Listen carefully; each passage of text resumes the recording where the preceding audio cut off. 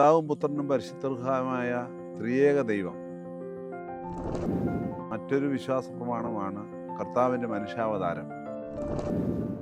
ഒരു വിശ്വാസ പ്രമാണമായിട്ടാണ് നാം കാണുന്നത്. നമ്മൾ അധികം താമസിയാതെ പരിശുദ്ധനായ ഗീവർഗീസ് പെരുന്നാളാണ്. പിന്നെ പള്ളികളിലെല്ലാം ബാക്കിയുള്ളത് മുഴുവൻ ഓരോ ഇടവകയുടെയും പെരുന്നാളാണ്. തൻ്റെ ജീവൻ ക്രിസ്തുവിൻ്റെ ജീവനോട് ചേർത്തു.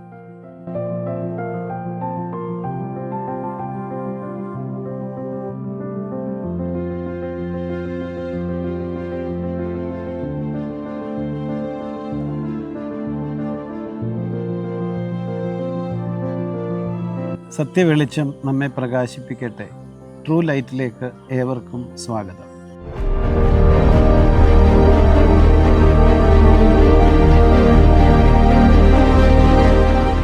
പരിശുദ്ധ വലിയ നോമ്പ് പൂർത്തീകരിക്കപ്പെട്ടു. പുനരുത്ഥാന പെരുന്നാളിൽ പങ്കുചേർന്നു. ഒരു ഇലക്ഷനും കഴിഞ്ഞു. ഇനി പെരുന്നാളുകളുടെ കാലമാണ്. പിതാവും പുത്രനും പരിശുദ്ധ റൂഹായുമായ ത്രിയേക ദൈവത്തിലുള്ള വിശ്വാസം ഊന്നി പറയുന്ന പരിശുദ്ധ സഭ സഹദേന്മാരിലും ശുദ്ധിമാന്മാരിലും ശുദ്ധിമതികളിലും അവരുടെ അഭയസങ്കേതമായി അവരെ കാണുകയും ചെയ്യും. അവരുടെ പ്രാർത്ഥന നമുക്ക് വിലപ്പെട്ട കോട്ടയാണ് എന്ന് വിശ്വസിക്കുന്നു. പഴയ തലമുറ അവരുടെ ഹൃദയത്തിൽ ശക്തമായി വഹിക്കുന്നവരാണ്. പുതിയ തലമുറ അതിലേക്ക് അത്ര വന്നുകൊണ്ടിരിക്കുന്നു എന്നേ പറയാൻ സാധിക്കുന്നു. ഈ പഴയ തലമുറയ്ക്കും പുതിയ തലമുറയ്ക്കും ഇതേക്കുറിച്ച് തിരുമേനി പറഞ്ഞു തരാനുള്ളത്. പഴയ തലമുറയ്ക്കും പുതിയ തലമുറയ്ക്കും സഭയുടെ വിശ്വാസത്തെക്കുറിച്ച് നമ്മൾ പറയുമ്പോൾ ഒറ്റ വാക്കിൽ പറയാൻ, നിങ്ങൾ ഭാഗ്യമുള്ളവരാണ് എന്നാണ് രണ്ടു കൂട്ടരോടും പറയാനായിട്ടുള്ളത്. കാരണം ഇത്രമാത്രം കറ പുരളാത്ത ഒരു വിശ്വാസ സംഹിത ഉള്ള ഒരു സഭ വേറെ ഇല്ല. ഓർത്തഡോക്സ് സഭയുടെ വിശ്വാസ പ്രമാണം വളരെ ശക്തിയുള്ളതാണ്. അതിൻ്റെ നിറവ് അത് പരിശുദ്ധാത്മ ചൈതന്യമുള്ളതാണ്. ഒരു വിശ്വാസിയുടെ രക്ഷയ്ക്ക് ഉതകുന്നതുമാണ്. പിതാവും പുത്രനും പരിശുദ്ധമായ ത്രിയേക ദൈവം, അതാണ് നമ്മുടെ പ്രധാനപ്പെട്ട കേന്ദ്രമായി നിൽക്കുന്നത്. ത്രിയേക ദൈവത്തെക്കുറിച്ച് പറയുമ്പോൾ തീർച്ചയായും അതിനോട് ചേർന്ന് നിൽക്കുന്ന മറ്റൊരു വിശ്വാസ പ്രമാണമാണ് കർത്താവിൻ്റെ മനുഷ്യാവതാരം. തൃത്വത്തിൽ ഒരുവനായ വചനമാൻ ദൈവം മനുഷ്യനായി അവതരിച്ചു എന്ന് പറയുന്നത്. ഇത് രണ്ടും പരസ്പരം കണക്റ്റഡ് ആണ്. ഒരു വിശ്വാസ പ്രമാണമായിട്ടാണ് നാം കാണുന്നത്. ത്രിയേക ദൈവവും കർത്താവിൻ്റെ മനുഷ്യാവതാരവും ഒന്നാണ്. അതിനോട് ചേർന്നുള്ളതാണ് ബാക്കിയുള്ള എല്ലാ കാര്യങ്ങളും. നമുക്കെല്ലാവർക്കും അറിയാം, ഉത്ഥാന പെരുന്നാൾ കഴിഞ്ഞാൽ ഉടൻ തന്നെ നമ്മൾ അധികം താമസിയാതെ പരിശുദ്ധനായ ഗീവർഗീസ് പെരുന്നാളാണ് പിന്നെ പള്ളികളിലെല്ലാം കൂടുതലായിട്ട് ആഘോഷിക്കുന്നത്. നമ്മുടെ സഭയുടെ ആരാധന ചക്രത്തിൽ കൃത്യമായി ചില കാര്യങ്ങളുണ്ട്. അതിനകത്ത് ഉത്ഥാന പെരുന്നാൾ കഴിയുമ്പോൾ നാച്ചുറലി പിന്നെ ഇടവ പള്ളികളിലെല്ലാം കൂടുതൽ പെരുന്നാൾ കാണുന്നത് പരിശുദ്ധനായ ഗീവർഗീസ് പെരുന്നാളാണ്. കാരണം ഒരുപാട് ദേവാലയങ്ങൾ ഗീവർഗീസ് നാമത്തിൽ സ്ഥാപിതമായിട്ടുണ്ട്. അതുകൊണ്ടാണ് അങ്ങനെ ഈ സെൻറ്റ് ജോർജിൻ്റെ പെരുന്നാളിന് കൂടുതൽ പ്രാധാന്യം മലങ്കര സഭയിൽ നാം കാണുന്നത്. സഭ ആഗമനമായിട്ടല്ല വിശുദ്ധരുടെ പെരുന്നാൾ പരിശുദ്ധ ദേവമാതാവിൻ്റെ ഒക്കെ ആഘോഷിക്കുന്നത് പോലെ കലണ്ടറിൽ കൃത്യമായിട്ട് ഉള്ളതല്ല ഗീവർഗീസ് പെരുന്നാൾ. ആഗമനമായിട്ട് ഒരു ദിവസം ഇട്ടിട്ടുള്ളൂ. അത് ഏപ്രിൽ മാസം 23 ഇട്ടിരിക്കുന്നത്. ബാക്കിയുള്ളത് മുഴുവൻ ഓരോ ഇടവകയുടെയും പെരുന്നാളാണ്.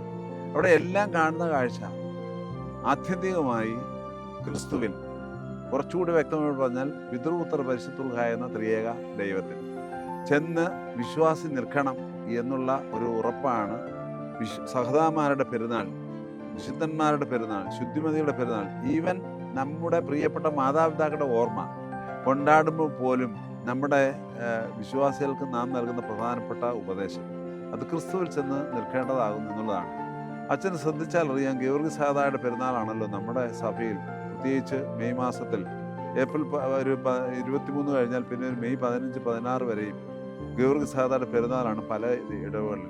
അപ്പം അന്ന് വായിക്കുന്ന പ്രീമിയർ സദറായിൽ മനോഹരമായ ഒരു സെൻറ്റൻസ് ഉണ്ട്. എനിക്ക് വളരെ ഇഷ്ടമുള്ള ഒരു കാര്യമാണ്. സഹോദരന്മാരുടെ ഓർമ്മയിൽ വായിക്കുന്ന ഒരു ഭാഗമാണ്. കർത്താവേ, ഞങ്ങളുടെ ശരീരം നിന്റെ ശരീരത്തോടും ഞങ്ങളുടെ ആത്മാവ് നിന്റെ ആത്മാവിനോടും ഞങ്ങളുടെ ജീവൻ നിന്റെ ജീവനോടും നീ സംയോജിപ്പിക്കണമേ. സഹദായുടെ പെരുന്നാൾ നടത്തുമ്പോഴാണ്. ആരാണ് സഹദ? ഗീവർഗീസ് ആരാണെന്ന് ചോദിച്ചു കഴിഞ്ഞാൽ തൻ്റെ ജീവൻ ക്രിസ്തുവിൻ്റെ ജീവനോട് ചേർത്തു, തൻ്റെ രക്തം ക്രിസ്തുവിൻ്റെ രക്തത്തോട് ചേർത്തു, തൻ്റെ മാംസം ക്രിസ്തുവിൻ്റെ മാംസത്തോട് ചേർത്തു. ക്രിസ്തു കാൽവരി ക്രൂശിൽ പരമയാഗമായെങ്കിൽ ക്രിസ്തുവിനെ പോലെ തന്നെ ക്രിസ്തുവിന് വേണ്ടി ജീവിച്ച ഒരാൾ തൻ്റെ ശരീരവും രക്തവും ജീവനും സമർപ്പിക്കുകയാണെന്നുണ്ടെങ്കിൽ തീർച്ചയായിട്ടും ആ പ്രാർത്ഥനയാണ് നമ്മെ ബലപ്പെടുത്തുന്നത്. സഹദൂസോ അല്ലെങ്കിൽ സഹദൂസോ സാക്ഷ്യം എന്ന് പറയുന്നതിന്റെ ചർച്ച് ഈസ് പൂർണ്ണ- always a church of martyrs എന്നാണ്. ദ ബ്ലഡ് ഓഫ് മാർട്ടിയേഴ്സ് എന്താണ്? The life of martyrs the seed of the ചർച്ചാണ്. സഭയുടെ ഒരു വളർച്ചയ്ക്കുള്ള ഒരു വളമാണ്. ആ വളത്തിലാണ് നമ്മളിങ്ങനെ നിൽക്കുന്നത്. അതെന്തുകൊണ്ട്? അവർ ക്രിസ്തുവിലേക്ക് കൃത്യമായി യാത്ര ചെയ്തു. വെറുതെ യാത്ര ചെയ്തതല്ല, അവർ തങ്ങളുടെ ശരീരത്തെയും രക്തത്തെയും ജീവനെയും ക്രിസ്തുവിന് ചേർത്ത് വെച്ചു. സമർപ്പിച്ചു. ആ സമർപ്പണം നമ്മിൽ ഉണ്ടാകണം എന്നുള്ള ഓർമ്മപ്പെടുത്തലാണ് ഓരോ പെരുന്നാൾ. ഗീവർഗീസ് സഹദായുടെ പെരുന്നാൾ, അല്ലെങ്കിൽ ഒരു സഹദായുടെ പെരുന്നാൾ, ഒരു വിശുദ്ധന്റെ പെരുന്നാൾ. ഇല്ലേ? നമ്മുടെ അമ്മമാരും അപ്പന്മാരും ഒക്കെ ജീവനോടിരിക്കുന്ന കാലഘട്ടത്തിൽ എന്തെല്ലാം നല്ല കാര്യങ്ങളാണ് ക്രിസ്തുവിനെ കുറിച്ച് നമുക്ക് പറഞ്ഞു തരുന്നത്, അല്ലേ? ആണോ അല്ലയോ? അതെ. ധാരാളം കാര്യങ്ങൾ പറഞ്ഞു തരും. കഥകളും അവരുടെ നമ്മുടെ എബ്രായ ലേഖനത്തിൽ പറയുന്ന പോലെ അവരുടെ ജീവാവസാനം ഓർത്ത് വിശ്വാസം അവരുടെ വിശ്വാസം അനുകരിപ്പീൻ എന്നുള്ളത് പറയുന്നത് അതുകൊണ്ടാണ്, ഇല്ലേ?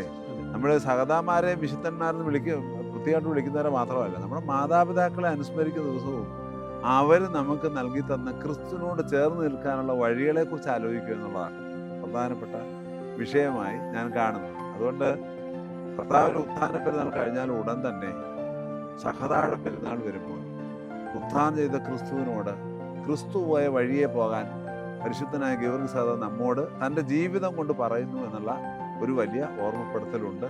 അത് ആ ഓർമ്മപ്പെടുത്തൽ എല്ലാ വിശ്വാസികളും കേൾക്കണം എന്നുള്ളതാണ്. കേൾക്കുകയും അതനുസരിച്ച് പ്രായോഗികമാക്കുകയും ചെയ്യണം. അത് പഴയ തലമുറയായാലും പുതിയ തലമുറയായാലും അത് പ്രായോഗികമാക്കുകയും ചെയ്യണം എന്നുള്ളതാണ്.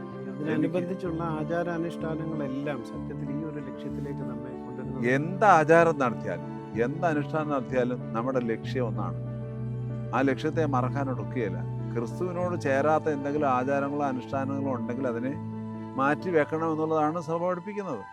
ഈ ആഘോഷങ്ങളുടെ ഒരു ആത്മീയത എന്ന് പറയുന്ന ഒരു വിമർശനം പലപ്പോഴും കേൾക്കാറുണ്ട്. അതിനപ്പുറം അർത്ഥപൂർണമായ ആത്മീയത എന്ന് പറയുന്നത് അർത്ഥപൂർണമായ ആഘോഷങ്ങളുണ്ട്. ആഘോഷം ഒരു നല്ല വാക്കാണ്. Celebration it's A very good time.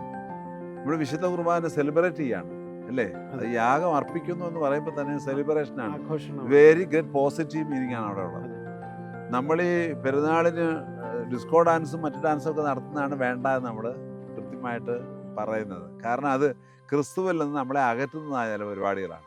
എന്നാൽ ക്രിസ്തുവിനോട് ചേർത്ത് നിർത്തുന്ന രീതിയിൽ വളരെ മനോഹരമായ ആഘോഷങ്ങൾ നടത്തുവാനായിട്ട് നമുക്ക് ഇടയാകണം എന്നുള്ളത് സഹദായുടെ പെരുന്നാൾ നമ്മെ പ്രത്യേകം ഓർമ്മിപ്പിക്കുന്നു. ആഘോഷത്തിന്റെ യഥാർത്ഥ നിർവചനം എന്താന്ന് ആദ്യം അത് ശരിയായി മനസ്സിലാക്കിയാൽ ആഘോഷത്തെ വെറുക്കുകയല്ല.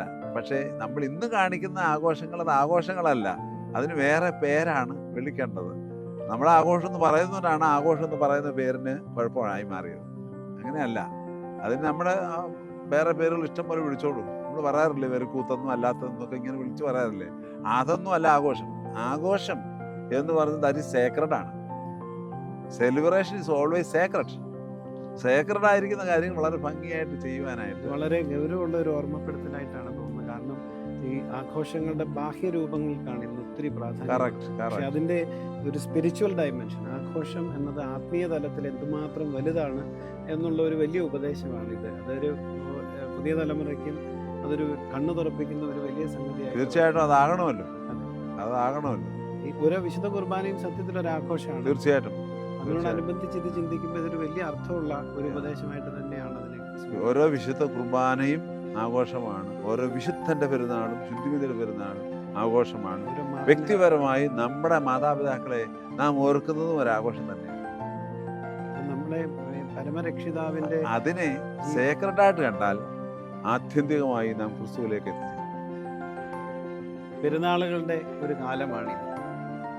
പ്രത്യേകിച്ച് പരിശുദ്ധനായ മാർ ഗീവർഗീസ് സഹദായുടെ പെരുന്നാൾ ആചരിക്കുവാൻ മലങ്കര സഭ മുഴുവനും ലോകമെങ്ങും ഒരുങ്ങുന്ന ഒരു സമയമാണ്.